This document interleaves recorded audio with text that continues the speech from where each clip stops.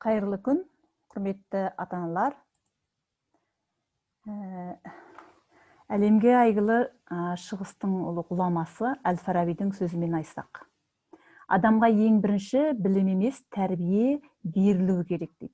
Тәрбиесіз берілген білім адамзаттың қас жауы дейді. Ол келешекте оның барлық өміріне апат әкелуі мүмкін деген. Яғни, осыған байланысты мектебімізде баланы өмірге бейімдеуде мектеп, мұғалім және ата-ананың орны ерекше. Яғни, балаға өмірді танып білуге, бейімделуге, өз орнын табуға ата-ананың рөлі өте ерекше осының ішінде. Сонымен қатар сабақты беске оқуына да. Атақты бір жерде атақты нейробиолог Кен Могидің бір сөзі бар.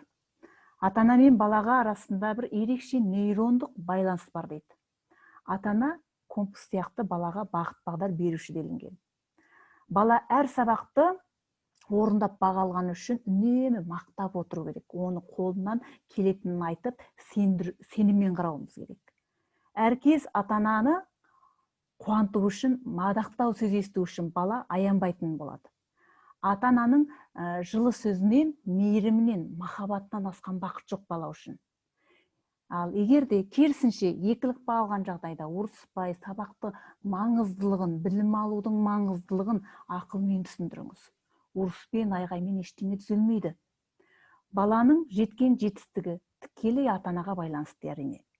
Ол оқудан қиналып жүрсе, оған мектептердің, яғни оқу процесі жағынан бір қосымша ақпарат көзін қарастырыңыз. Яғни баланың жан-жақты дамуы үшін оған әртүрлі курстарға, түрлі ғылыми жобаларға, тағы да түрлі сайыстарға қатыстырып, яғни баланың білімін ары қарай терең дамыту үшін өзіңіз қозғаушы күш рөлін атқарыңыз. Әрине, бала тәрбиесі ол ата-ана үшін күрделі де жауапты міндет. Жас шыбық игіліш болса, жас адамға сондай жақсыға да, жаманға да бірдей бейім болатыны баршамызға мәлім.